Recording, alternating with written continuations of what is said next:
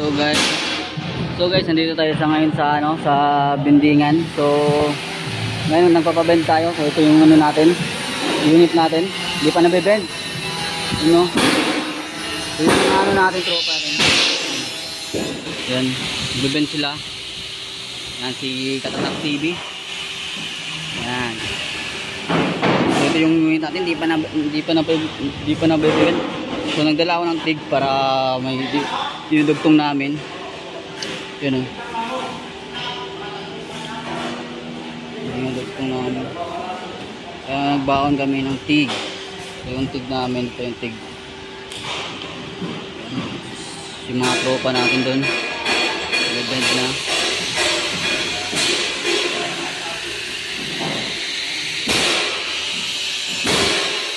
Yung bindira nila. Ayos dito kami nagbibenta dahil lang quality yung gawa dito, kaya dito kami lagi nagpapabend. Cutter master.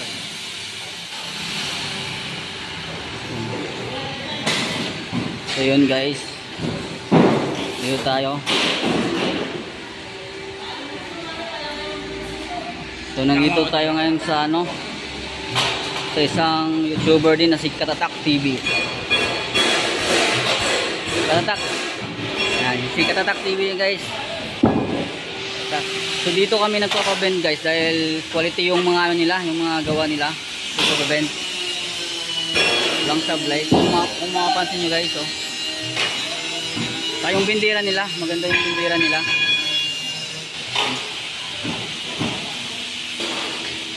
So kung mag-bend sila dito, quality talaga. Lang sablay. Kung mapapansin nyo guys, kuwalang-kuwala yan guys. Yan, quality yung mga nila dito, bindiran. Yung mga kasama nya. Okay. Yung kasama ko wala na. Kung ano. Nakaupo na lang, wala na. Yan. Tapos dito guys, meron din silang pang flat bend, oh. Makapansin nyo. Dito may bonus din sila dito guys. May bonus din. Tapos na. Ito yung lababo nila dito. Yung lababo nila. Bagsakan. Guys, oh.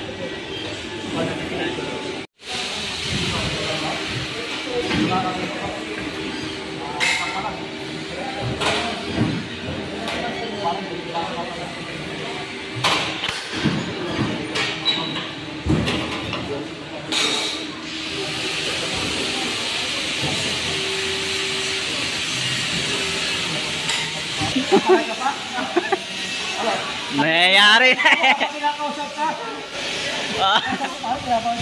Pinapakita yung proof eh.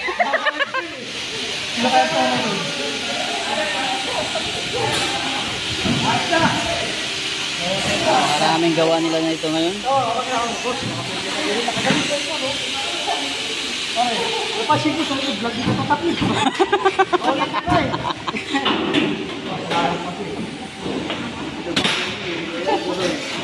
Wala, ang takas eh.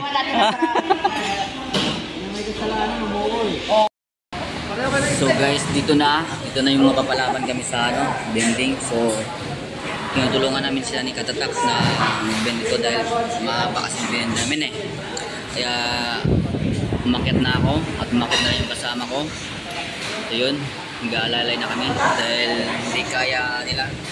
So kailangan nila kami mag-aalalay. So yun, para hindi masira yung plansya. Yun.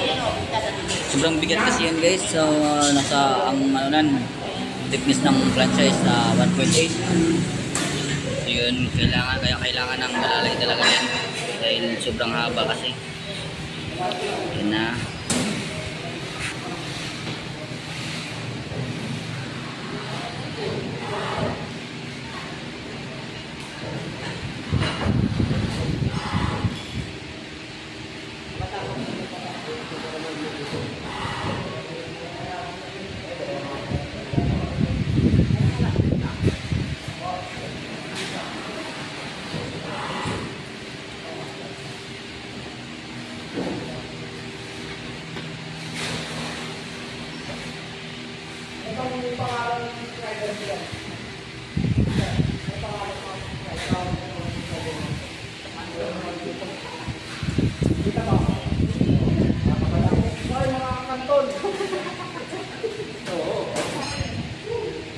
time muna. Napapagod Yan, sila eh. mga kapansit. Update na lang kasi alas 3. Break time muna. Break time muna kami. Magpatuloy.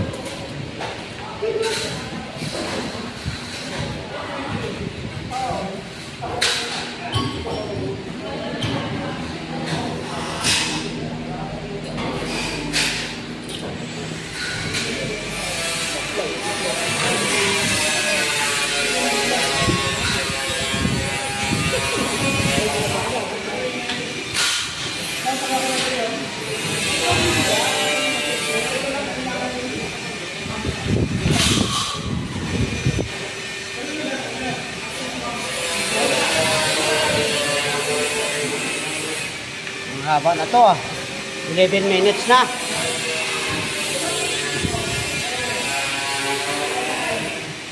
Pause muna natin kaya to. So dito na naman guys. So lumipat kami sa kabilang blender dahil doon hindi kaya. Sa kabila. Dito naman tayo. Ayan. Ilalay pa rin kami dyan. At tinitignan yung guhit kung tumama ba sa grid. Napakaselan din kasi yung ano eh. Pabulban, dapat tumama sa guhit eh. Kaya kailangan na bantayan. Yan. Bawat guhit yan, makabantay kami yan. Pero hindi na talaga may iwasan talaga na ano eh. Kaya dahil mahaba kasi siya. Yan, nakabantay na kami dyan. Check muna kung maayos ang mga kalim at saka yung ano. Hanggang nag-aantay kami dyan. Waiting lang sa matapos namin yan. Sobrang haba kasi kaya nahihirapan yung vendor operator, nahihirapan din dahil sobrang haba tsaka mabigat siya. Kaya yun o, settings pa sila ng mga talim.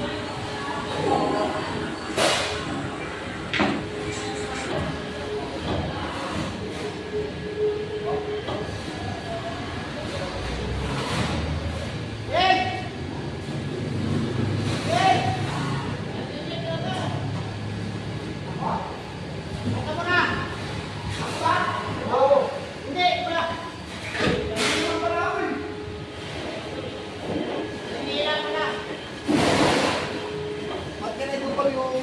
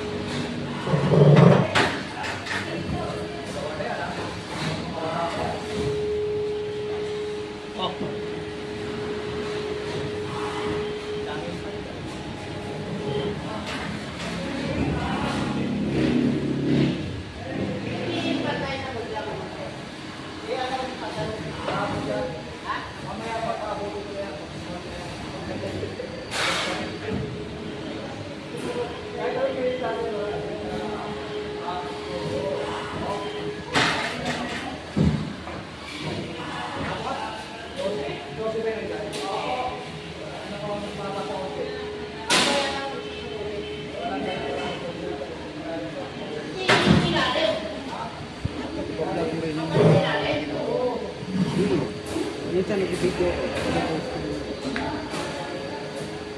Ito.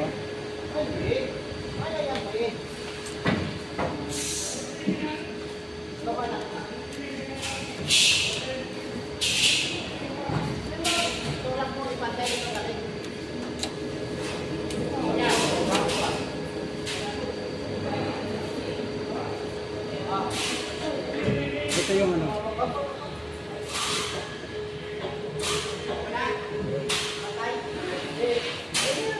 Pero yung price tag ng ganito.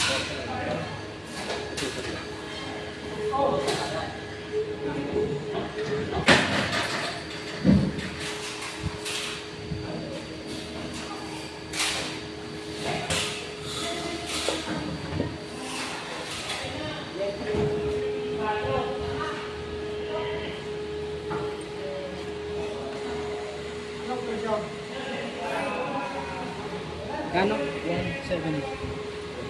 So, marami-rami ulit ang bibili sa sunod. Bago na ako sunod. Ano? Salamat. Thank you. Ha?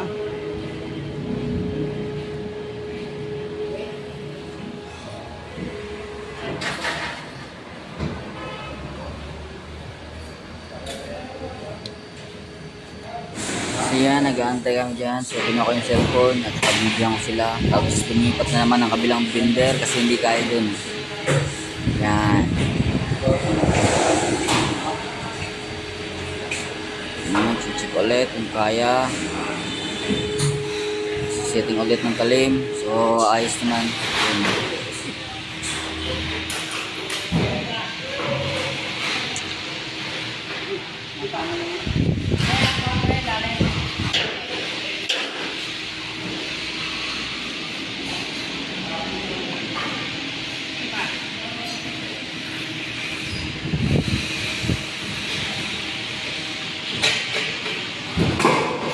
Yes na.